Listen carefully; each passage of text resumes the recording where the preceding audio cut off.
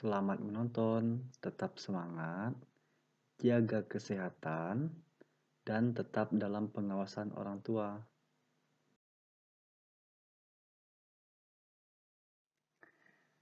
Selamat pagi anak-anak.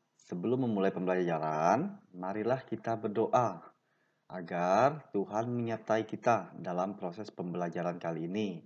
Walaupun kita semua hanya belajar melalui video. Mari katupkan tangannya, pejamkan mata.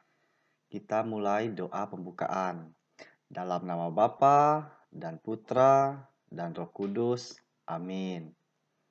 Tuhan Yesus, kami mau belajar. Berkatilah kami dalam pelajaran hari ini. Amin. Salam Maria, penuh rahmat, Tuhan sertamu. Terpujilah engkau di antara wanita, dan terpujilah buah tubuhmu Yesus. Santa Maria, Bunda Allah, doakanlah kami yang berdosa ini sekarang dan waktu kami mati. Amin. Dalam nama Bapa dan Putra dan Roh Kudus. Amin. Nah, setelah melakukan doa, mari kita masuk pada materi pembelajaran hari ini. Saksikan video berikut dengan seksama dan teliti. Tetap dalam pengawasan orang tua.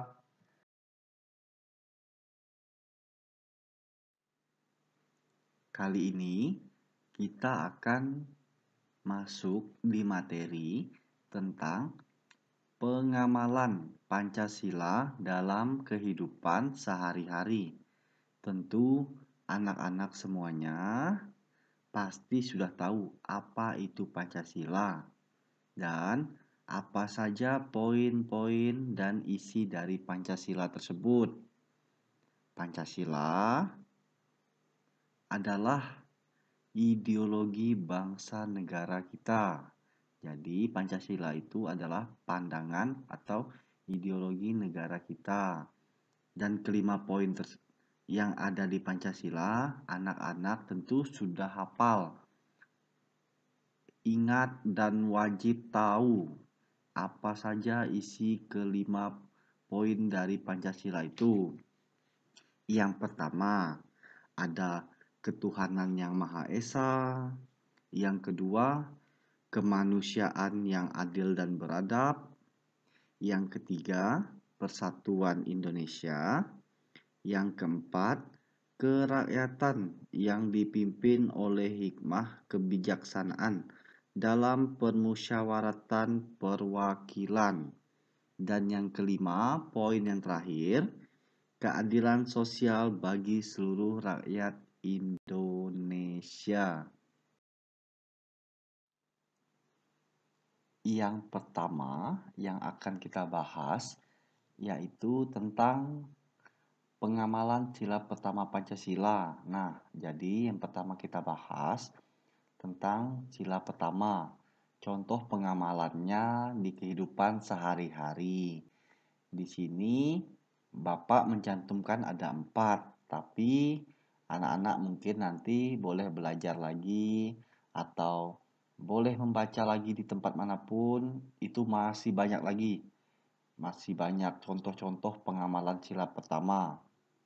Kalau yang Bapak cantumkan di sini ada 4. Yang pertama contohnya berdoa sebagai ucapan syukur. Nah, di sini karena poin pertama pada Pancasila berkaitan dengan ketuhanan yang Maha Esa, berkaitan dengan Tuhan. Nah, kita di sini harus selalu bersyukur. Jadi kita harus selalu berdoa. Misalkan saat pagi hari bangun dari tempat tidur, kita masih diberi nafas anak-anak kan? Nah, kita berdoa pagi-pagi, terima kasih Tuhan, saya hari ini masih bisa menikmati hari selanjutnya. Nah, itu sebagai contoh pengamalan sila pertama. Yang kedua, menghormati agama orang lain. Nah, ini juga sebagai contoh pengamalan sila pertama. Jadi, kita harus menghormati agama teman-teman di sekitar kita. Yang ketiga, tidak menghina agama orang lain. Nah, ini sudah pasti. Kita nggak boleh menghina agama orang lain, itu nggak bagus. Karena setiap agama kan pasti mengajarkan hal-hal yang baik dan benar. Dan yang keempat ada menuntut ilmu agama. Nah, kita wajib mempunyai agama. Mau agamanya Katolik, Protestan, Islam, Hindu, Buddha, Konghucu. Nah, ini kan contoh-contoh agama yang ada di Indonesia. Jadi, wajib kita memiliki agama. Dan poin yang kedua pada Pancasila yang akan kita bahas yaitu tentang pengamalan sila kedua Pancasila. Bunyinya kemanusiaan yang adil dan beradab. Nah, contoh dari pengamalannya pada kehidupan sehari-hari yaitu saling menyayangi antar sesama. Nah, ini kan contoh kemanusiaan yang adil dan beradab. Jadi kita harus beradab. Jadi harus saling menyayangi antar sesama. Yang kedua, membantu pekerjaan rumah. Nah, anak-anak apalagi kalau pas libur kayak gini kan di rumah tuh nggak pergi ke sekolah daripada nggak ada kerja. Lebih baik anak-anak membantu orang tua di rumah. Baik itu mungkin menyapu, belajar cuci piring, ataupun belajar ngepel. Nah, itu juga sudah sebagai contoh pengamalan sila kedua. Menghormati kedua orang tua. Nah, ini wajib kalau di rumah. Menghormati orang tua. Kalau di sekolah berarti menghormati bapak dan ibu guru. Yang keempat, saling menolong jika kesusahan. Nah, ini wajib mau nolong teman, keluarga, ataupun orang di sekitar kita. Dan yang terakhir, tidak saling mengejek. Selanjutnya, kita akan membahas tentang pengamalan sila ketiga Pancasila yang berbunyi Persatuan Indonesia. Nah, ini mungkin poin yang paling mudah diingat, mudah dimengerti, tidak seperti pada poin yang kedua tadi. Kalau pada poin yang ketiga ini tentang Persatuan Indonesia, anak-anak tentu tahu dari kata-katanya sudah menuju ke Persatuan Indonesia. Berarti contohnya kalau di sini Bapak mencantumkan 5. Yang pertama, menjaga persatuan dalam masyarakat. Nah, kata-katanya nggak jauh beda sama judulnya.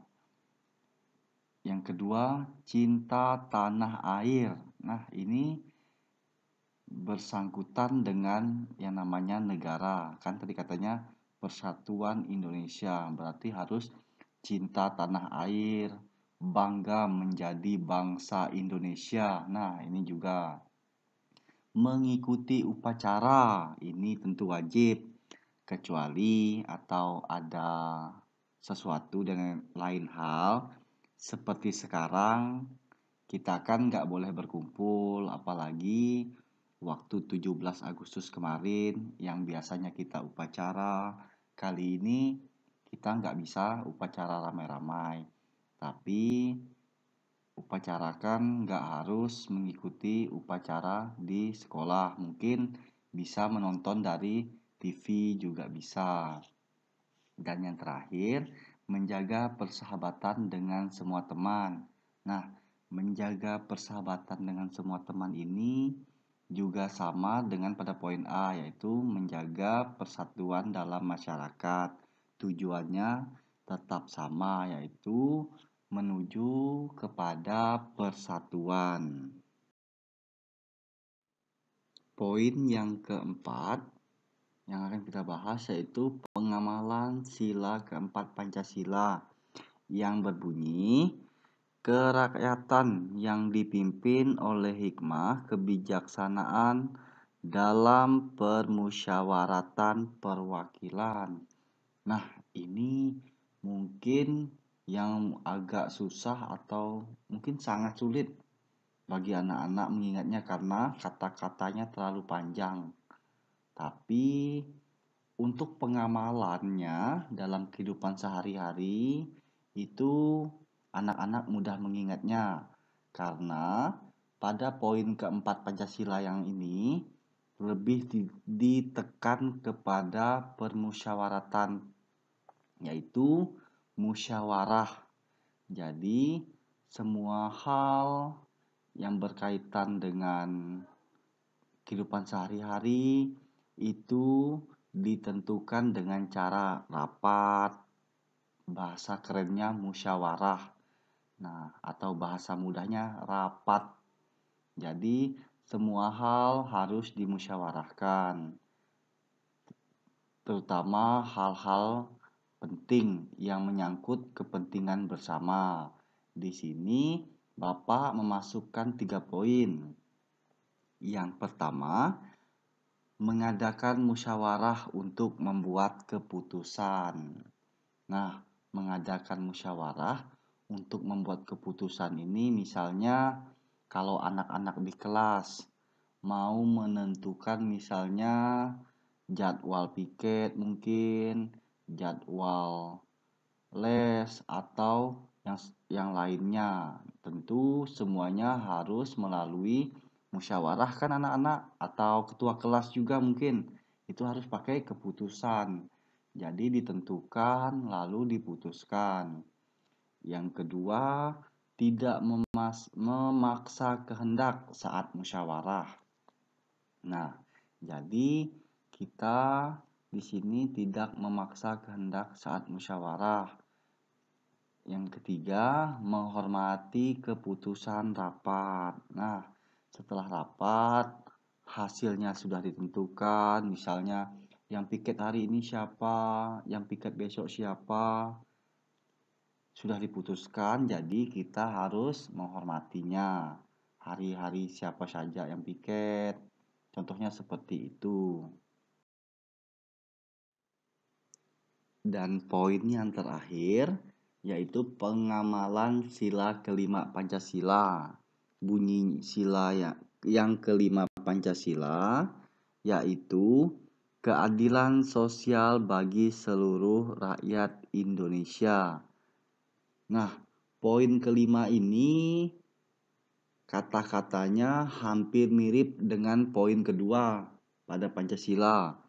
Kalau poin kedua pada Pancasila itu kan berbunyi kemanusiaan yang adil dan beradab. Di situ ada kata adilnya. Sedangkan pada poin yang kelima ini juga ada kata adilnya, yaitu keadilan sosial bagi seluruh rakyat Indonesia. Sama-sama ada kata adil, tapi makna dan contoh pengamalannya tentu berbeda. Kalau di sini Bapak mencantumkan ada 3, yaitu menghormati hak orang lain atas dasar keadilan. Yang kedua ada tidak melanggar peraturan yang berkaitan dengan kepentingan umum. Dan yang terakhir, menghargai hasil karya orang lain.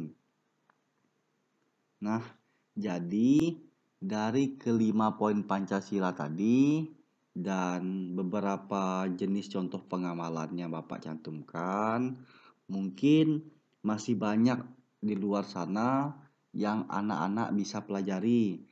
Misalnya di buku, kan di buku paketnya tentu pasti ada.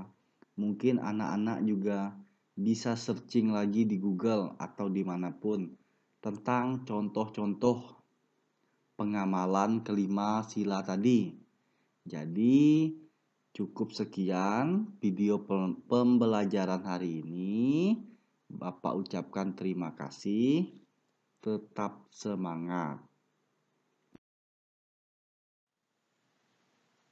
Setelah selesai melakukan proses pembelajaran melalui menonton video sebelumnya, untuk menutup pembelajaran, marilah kita melakukan doa penutup.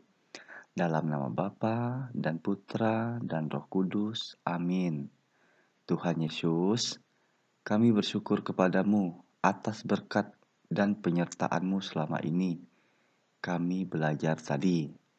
Semoga apa yang baru saja kami pelajari berguna bagi hidup kami dan berguna juga bagi sesama. Amin.